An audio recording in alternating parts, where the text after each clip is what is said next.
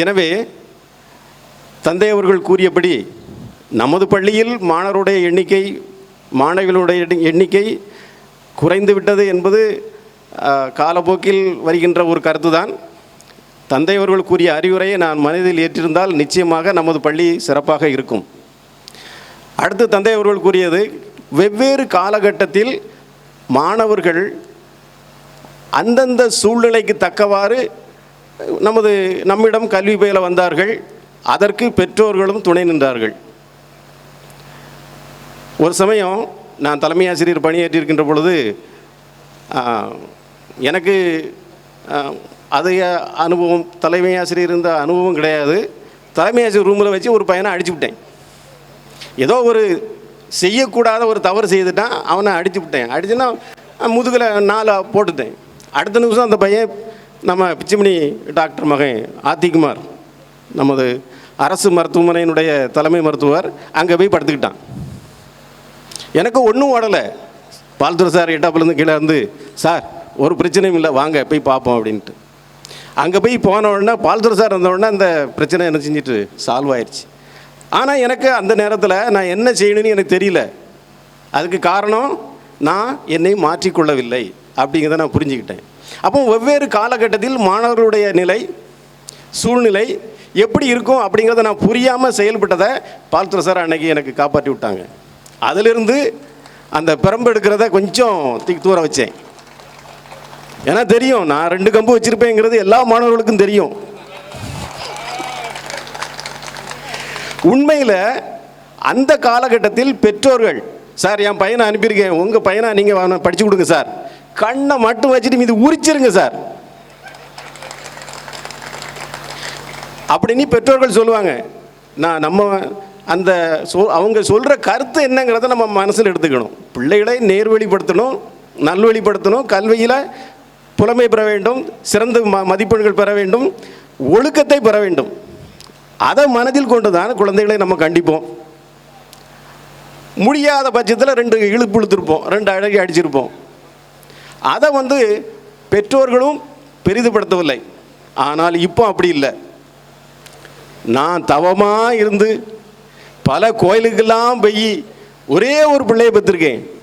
நீ எப்படியா அடிக்கிறது?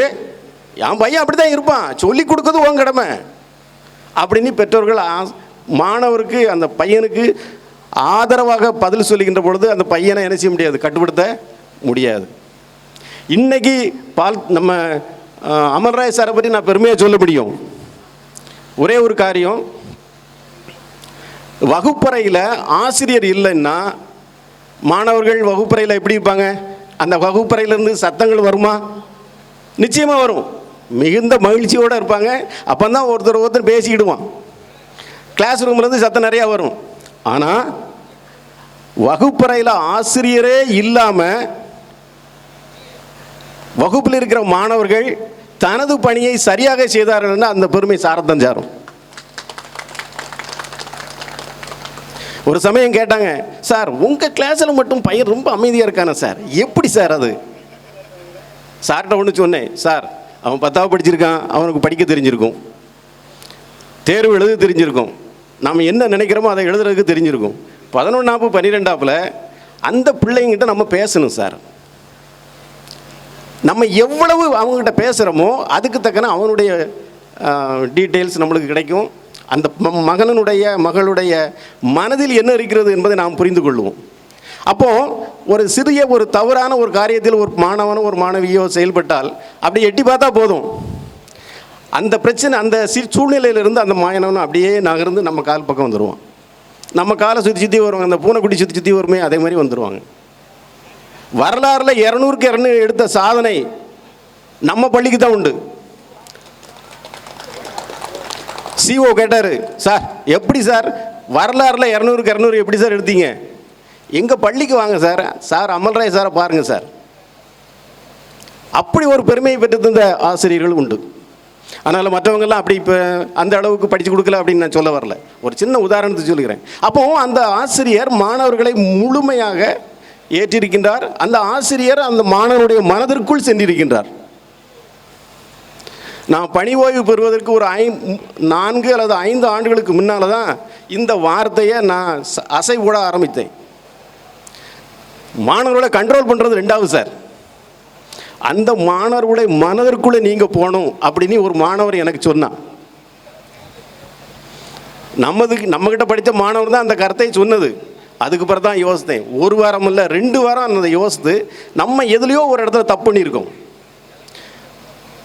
சில மாணவர்கள் வந்து நம்மளை தூரத்தில் வரும்பொழுது கண்டாச்சுன்னா அப்படி வணக்கம் சார் அப்படிமா, சிலவன் கையை எடுத்து கும்பிடுவான்.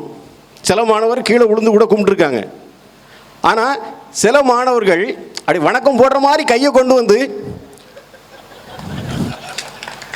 இப்படிலாம் நடந்திருக்கு. அப்போ என்ன, அந்த மாணவனை நான் இழந்திருக்கேன்னு அர்த்தம். அந்த மாணவனுடைய மனதுக்குள்ளே நான் போகலை. அந்த மாணவனுடைய மனதுக்குள்ளே நான் இப்போ இருந்தோம்னா அந்த மாணவர் அப்படி பண்ணியிருப்பாரா? நிச்சயம் இல்லை. அதனால் மாணவரை கண்டிப்பது, அரவணைப்பது ஆசிரியருடைய கடமை. இந்த ரெண்டையும் சூழ்நிலைக்கு தற்ப நம்ம செயல்படுத்துகின்ற பொழுது இத்தனை மாணவர்களை நம்ம உருவாக்கலாம், தொடர்ந்த மாணவர்களின் சமுதாயத்தை உருவாக்கலாம், அருமையான ஒரு சமுதாயம் உருவாகும் என்பதை கூறி எனக்கு வாய்ப்பளித்ததுக்கு நன்றி கூறி விடைபெறுகிறேன். நன்றி, வணக்கம். அன்பு ஆசிரியருக்கு எங்களுடைய பாசம் மிகுந்த நன்றிகள். அடுத்ததாக கல்வியில் பல படிநிலைகள் இன்றைக்கி உள்ள காலத்தில் உருவாகிட்டு இருக்குது. நிறைய அட்வான்ஸ் டெக்னாலஜி வந்துடுச்சு. எல்லாருமே இப்போது புத்தகத்தை பார்த்து படிக்கிறத ரொம்ப குறைச்சிட்டாங்க. எல்லாமே ஆன்லைன் கிளாஸ் தான், யூடியூப் தான். சாஃப்ட்வேர்னால் உங்களுக்கு தெரியும், சொன்னதே திருப்பி திருப்பி சொல்லிக்கிட்டே இருக்கும். ஆனால் அவ்வளோ தொழில்நுட்பங்கள் வந்தாலும் ஒரு வண்ண சாப்பீஸை அப்படி அழகாக போர்டில் சொல்லி எதுவுமே கற்பிக்காமல் பார்த்து புரிய வச்சு கற்பித்தல்ங்கிறது சாதாரண விஷயம் இல்லை. அது ஒரு மிகப்பெரிய சாதனையான ஒரு கல்வி பணி. அப்பேற்பட்ட அற்புதமான பணியை எல்லாராலையும் செய்ய முடியாது, ஒரு சிலரால் மட்டும்தான் செய்ய முடியும். அப்படி செய்யக்கூடிய மிகப்பெரிய தகுதி வாய்ந்த எங்கள் ஆசிரியர், எங்கள் முன்னாள் தலைமை ஆசிரியர் ஹென்றி சார் அவர்களை இந்த வேலையிலே கௌரவிப்பதில் மிகுந்த மகிழ்ச்சி அடைகிறோம். அவர்களை கௌரவிப்பதற்காக என் அன்பு நண்பன் அப்துல் ஹக்கீம் அவர்களை மேடைக்கு வருமாறு அன்போடு இந்த வேலையில் அழைக்கிறேன்.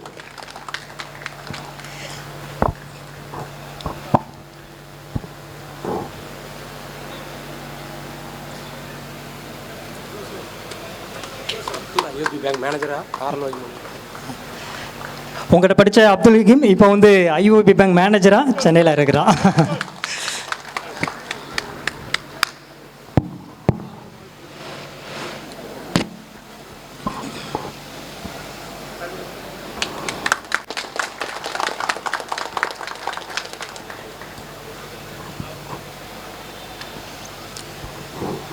நன்றி சார்.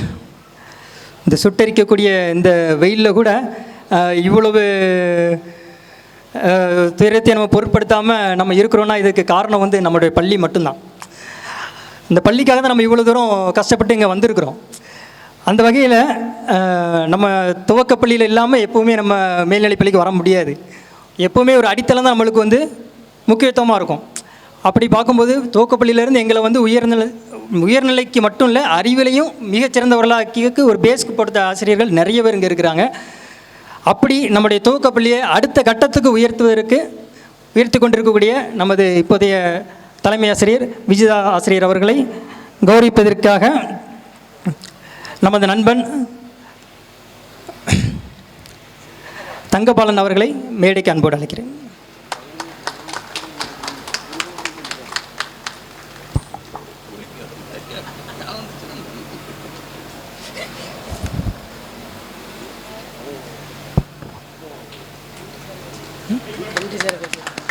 டைம் ஆயிட்டல.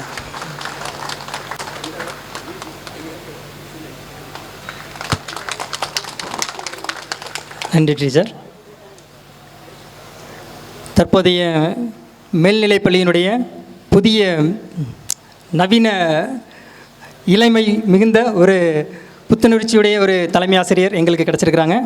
அவங்க பள்ளியை மேன்மேலும் அடுத்த கட்டத்துக்கு உயர்த்தி நிறைய ஸ்ட்ரென்த் இன்னும் கூட்டுவாங்கங்கிறதுல நாங்கள் மிகுந்த நம்பிக்கையும் ரொம்ப ஆவலாகவும் இருக்கிறோம். அப்பேற்பட்ட பெருமைக்குரிய நமது மரியாதைக்குரிய அன்டோலி மென்பில் ஆசிரியை கௌரவிப்பதற்காக நமது நண்பன் சிவகாமிநாதனை அன்போடு மேலே கலைக்கிறோம்.